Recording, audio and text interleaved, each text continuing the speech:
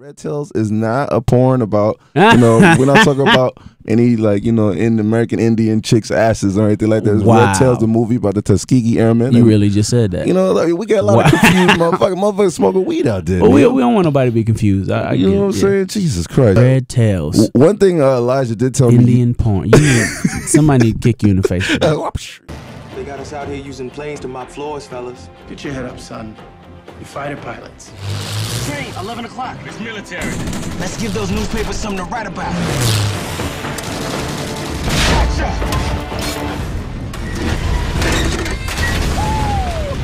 My character's name is Andrew Smokey Salem. He's from Alabama.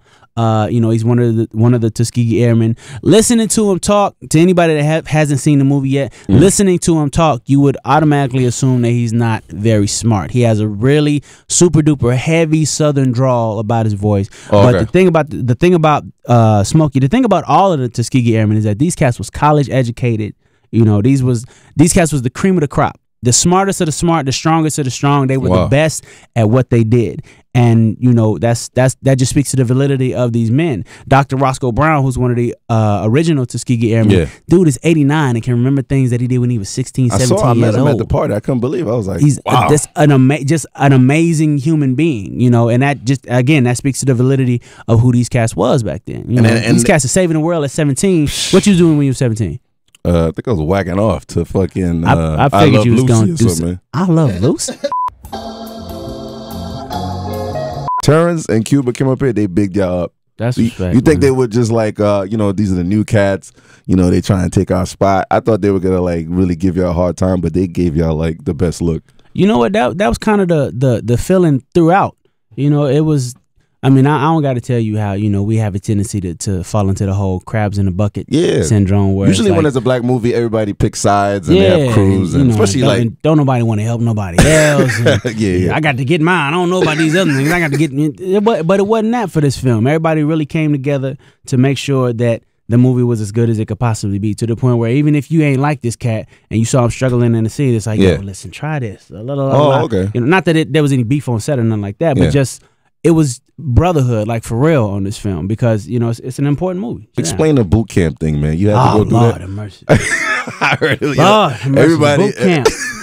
All right, let's go into this. No TV. Come on. About a week and a half, they put us in this boot camp scenario for about a week and a half, and it was boot camp via 1942, 44. So no TV, no music that wasn't from that era. No iPod, no video game, nothing. Get out of here. It was straight up 1942, 44. That's what it was. To the clothes we had on, to where we slept at. Like, they really wanted us to feel. You couldn't even be caught with that. Like, you couldn't even bring it. No, it's straight up. It was they wanted us to feel what them cats went through in order to get to where they was at. So they had us in like this shack. I promise it was this wood they found somewhere, and they just kind of threw it together. Nails hanging off. You catch your damn toe on it or something. Get the fuck out of here. Like about a third of the size of the room we in right now. Like, this is a pretty big studio. Like, take just this corner right here and box that off and put 8 people right there. That's where we was in. Cuba's kind of snitched out on Elijah, said he threw up during the airplane joints. Yeah. Elijah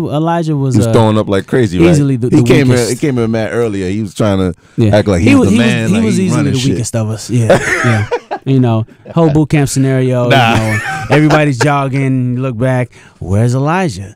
He on the ground crying. It was snot running. It was pretty bad. It was pretty bad. To this day, I don't know exactly what it is we was eating. Nothing organic, man. Yo, it was about here, put this in your stomach so you can keep going. Not here, eat this and enjoy your meal. No, here, there you go. Slop, stroganoff, something. Beef, chicken, we don't know. We just called it. Hot Other was the name we had for it, because it was hot and it was other. That's what it was.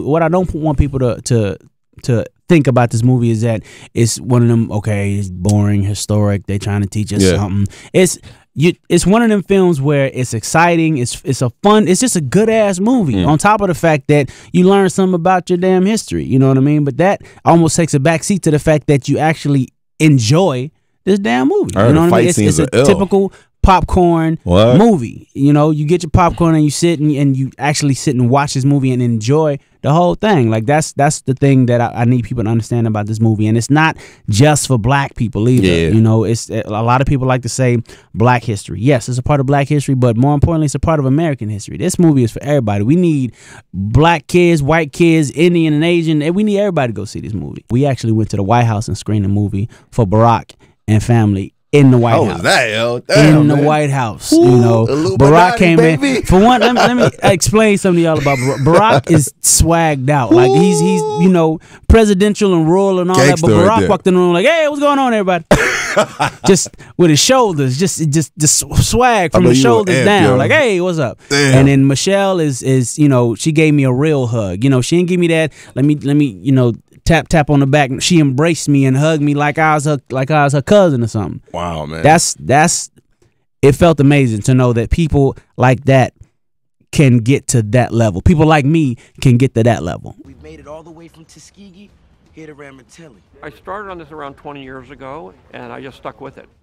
It's just been a project that I really wanted to do. I never even met a girl as beautiful as this plane. George Lucas, you know, he got a whole bunch of no's about getting this movie out. And what's crazy, Yeah. he really believed in you guys, man. That's some ill shit, man. Mr. Star Wars, It's like, damn. it was surreal the whole time. Like I would see him and just think to myself, this is the dude that did Star Wars. This is the mastermind behind Star. And I had to maintain my composure. I couldn't geek out. The dopest thing about him is that, you know, they told him no for Star Wars, so he did it himself. They told him no for American Graffiti. Wow. So he did it himself. Same thing with this movie. They told him no. It's like, and the crazy thing about it is, okay, now I got Star Wars under my belt. Now I got American Graffiti. Now I got Indiana Jones. And I'm coming to you with Red Tails and you still telling me no?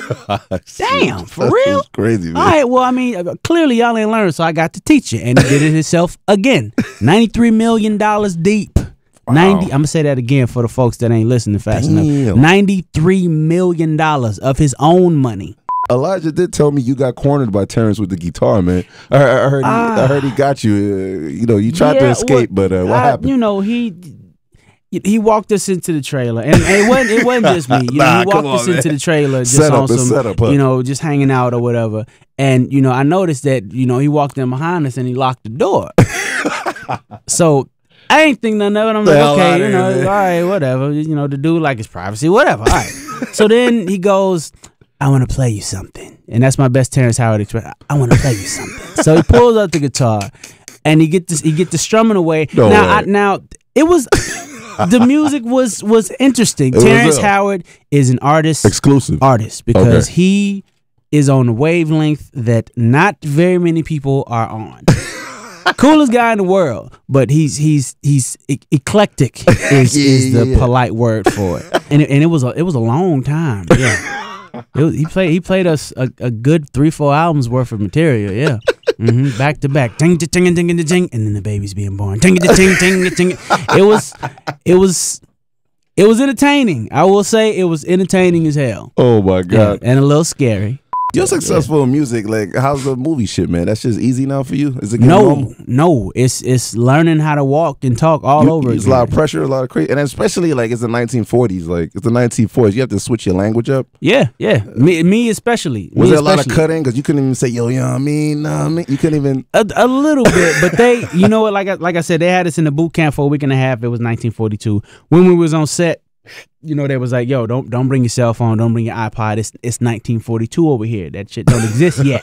Don't bring it. You know, so they was real good about keeping us in the period so that, you know, you didn't slip and go, yo, son, oh wait, 1942. I'm real proud of her. I really am, because she's a damn megastar now. You know, to hell with a superstar, she's a megastar.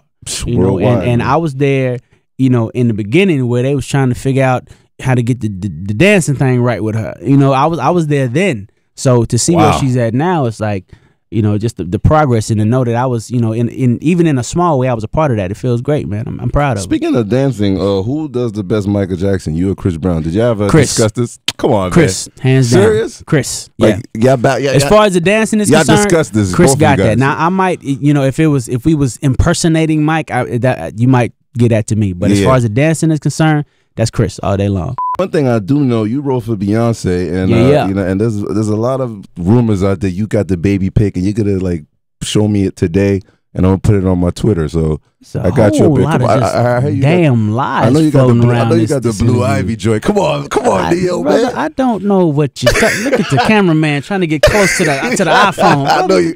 I know you. Zoom got out, man. What the hell are you doing right now? What the hell is going on? Man? The Cracks and Mr. Perfect. You know, the album basically talks about the perfection and imperfection. You know, it's not we're not supposed to try to be perfect because perfect don't damn exist. It's just the reality of it. That's some reality shit right there. You're supposed to do what you do, and as long as you don't hurt nobody in the process of doing you, then everything should be fine. That's the way I live my life anyway. So the album, you know, it talks about, you know, what it is to be a man, and you know the fact that we ain't perfect. You know, we make mistakes, and it is what it is.